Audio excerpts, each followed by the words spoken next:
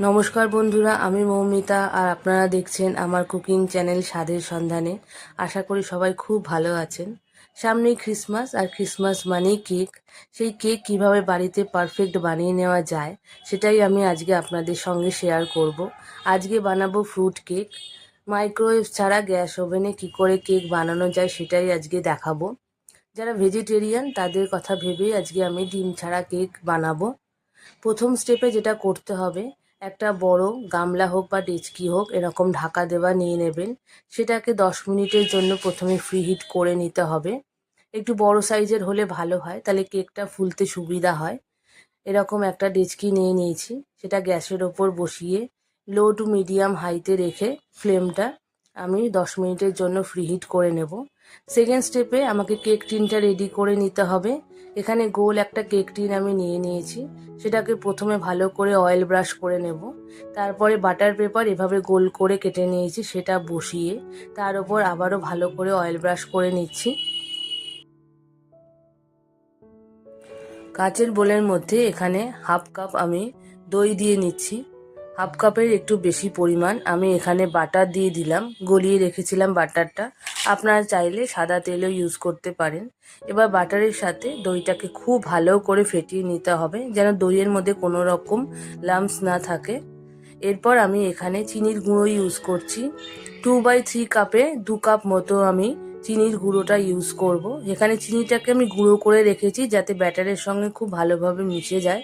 আপনারা চাইলে ডাইরেক্ট চিনিও দিতে পারেন, তবে সেটা গলতে অনেকটা সময় লাগে। এর মধ্যে আমি দারচিনিটাও এক টুকরো দিয়ে দিয়েছিলাম। আপনারা চাইলে আলাদা করে দারচিনির গুঁড়ো হাফ টিস্পুন দিতে পারেন, খুব সুন্দর একটা ফ্লেভার আসে কেকের মধ্যে। এরপরে আমি গুঁড়ো ভালো করে এখানে ফেটিয়ে নিতে হবে, যাতে কোনো রকম লাম্পস না থাকে। এরপর আমি এর মধ্যে ময়দা অ্যাড করব। আমি এখানে 2 কাপ মতো ময়দা নিয়ে নিয়েছি। আর নেব 1/4 cup milk powder. Milk powder দিলে টেস্ট অনেক বেশি হয়। 1/4 কাপ মিল্ক পাউডার দিয়ে দেওয়ার পরে এখানে আমি বড় চামচের হাফ চামচ ভ্যানিলা এসেন্স দিয়ে দেবো। ভ্যানিলা এসেন্স তো কেকে খুব ভালো লাগে। তারপরে আমি স্প্যাচুলার মাধ্যমে আস্তে আস্তে পুরো ব্যাটারটাকে ভালো করে ময়দার সাথে মিশিয়ে নেব, যাতে কোনো রকম লাম্পস না থাকে, ভেতরে কোনো রকম দলা না থাকে। এইভাবে আস্তে আস্তে মিশিয়ে নিতে হবে। যদি দেখেন যে ব্যাটারটা অনেক টাইট হয়ে গেছে, তখন আমি এখানে দুধ অ্যাড করতে পারেন। আমি এখানে হাফ কাপ মতো দুধ অ্যাড করেছি। দেখুন বাটারটা একটু টাইট হয়ে গেছে, তাই জন্য আমি এখানে দুধ অ্যাড করে দিলাম, ব্যাটারটা যাতে একটু পাতলা হয়ে যায়। এখানে হাফ কাপ মতো আমি দুধ অ্যাড করলাম। এরপর ভালো করে আবার মিশিয়ে নেব। যেহেতু এটা ফ্রুট কেক বানাচ্ছি, তাই জন্য আমি এখানে অনেক রকম ড্রাই ফ্রুটস ইউজ করেছি, সেগুলো একবার বলে নিচ্ছি। টুটি ফ্রুটি আছে, ব্ল্যাক কিশমিশ আছে, এমনি নর্মাল কিশমিশ আছে, আখরোট, কাজু, আমন্ড কুচি করে রেখেছি। সেই সবগুলো আমি একে একে ব্যাটারের মধ্যে দিয়ে দেবো। ভীষণ টেস্টি হয় খেতে, বাচ্চারা ভীষণ ভালোবাসে কেক খেতে। ঠিক এইভাবে যদি আপনি বাড়িতে বানিয়ে নেন, প্রথমবারই একদম পারফেক্ট হবে। যদি মেজারমেন্টগুলো ঠিকঠাক রাখেন এইভাবে, যেভাবে আমি বললাম, তাহলে প্রথমবারই কিন্তু আপনি পারফেক্ট ফ্রুট কেক দোকানের মতো একদম বানিয়ে নিতে পারবেন। সমস্ত ড্রাই ফ্রুটসগুলো আমি ভালো করে ব্যাটারের সাথে দেখুন মিশিয়ে নিয়েছি। এবার আমি এর মধ্যে অ্যাড করব 1 টিস্পুন বেকিং পাউডার আর হাফ টিস্পুন বেকিং সোডা। এর মধ্যে আমি হাফ টিস্পুন একটু ভিনিগার ইউজ করেছি, যাতে কেকটা ভালোভাবে ফোলে।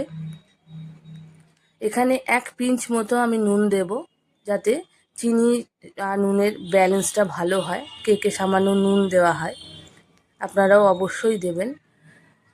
আমি এবার কেক টিনের ওপর ব্যাটারটা দিয়ে দিয়েছি।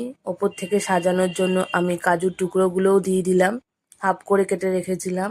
আর সুন্দর দেখতে লাগার জন্য এখানে আমি চেরিগুলো হাফ করে কেটে রেখেছি, সেটাও সাজিয়ে দিলাম। এবার ফ্রিহিট করার জন্য যে বড় পাত্রটা বসিয়ে রেখেছিলাম, তার ঢাকনাটা সরিয়ে ভেতরে একটা স্ট্যান্ড দিয়ে খুব সাবধানে ঠিক মাঝখানে আমি এই কেক টিনটাকে রেখে দেব 40 থেকে 45 মিনিটের জন্য। লো টু মিডিয়াম হাই ফ্লেমে রেখে দেবেন গ্যাসটা, তার থেকে বেশি বাড়াবেন না। তাহলে কেকটা পুড়ে যেতে পারে, অথচ ভেতরটা কাঁচা থাকতে পারে। হাইতে দেবেন না, লো টু মিডিয়ামের মধ্যে গ্যাসের ফ্লেমটা রেখে 40 থেকে 45 মিনিট বেক করে নিতে হবে।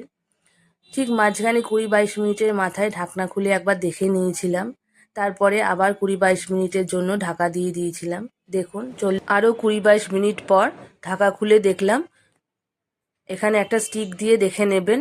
স্টিকটা যদি ক্লিনভাবে বেরিয়ে আসে তাহলেই বুঝবেন যে কেকটা পুরোপুরি রেডি হয়ে গেছে। আমার এখানে কেকটা পুরো রেডি হয়ে গেছে, স্টিকটাও ক্লিনভাবে বেরিয়ে এসছে। 40 থেকে 45 মিনিট পর দেখুন কেকটা কি সুন্দর দেখতে হয়ে গেছে, গোল্ডেন ব্রাউন কালার হয়ে গেছে। এবার ঠান্ডা করে এটাকে আমি ডিমোল্ড করে নিয়েছি। গা থেকে এবার বাটার পেপারটা আস্তে করে সরিয়ে নেব। দেখুন খুব সফট হয়েছে আর নিচ পর্যন্ত খুব ভালোভাবে বেক হয়ে গেছে। ঠান্ডা করে নিয়ে তারপরে বাটার পেপারটা সরাবেন, না হলে কেকটা ভেঙে যেতে পারে। এইভাবে অবশ্যই বাড়িতে বানাবেন, ভীষণ ভালো লাগে, ভীষণ টেস্টি হয় খেতে, বাচ্চারাও খুব খুশি হয়ে যায়। এবার আস্তে করে কেকটাকে উল্টিয়ে নিচ থেকেও বাটার পেপারটা খুলে নেব।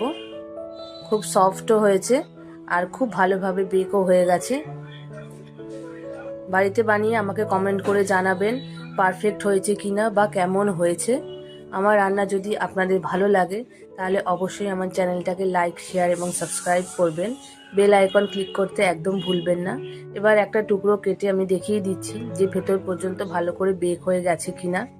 খুব সাবধানে কাটতে হবে, অনেক রকম ড্রাই ফ্রুটস এখানে দেওয়া আছে, তাই জন্য অবশ্যই কেকটা ভীষণ টেস্টি হবে। এই দেখুন আমি একটা টুকরো কেটে নিয়েছি, দেখুন কত সুন্দর হয়েছে, ড্রাই ফ্রুটসগুলোও দেখা যাচ্ছে। আমার মোবাইলে ক্যামেরাটা একটু প্রবলেম করছে বলে আমি ঠিকভাবে ছবিটা তুলতে পারিনি। তবে আপনারা যদি বাড়িতে ঠিক এই মেজারমেন্টেই বানিয়ে নেন তাহলে অবশ্যই খুব পারফেক্ট এবং সুন্দর ফ্রুট কেক বানাতে পারবেন, ডিম ছাড়া এবং মাইক্রোওয়েভ ছাড়া। আজকের মতো এই অবধি, নমস্কার।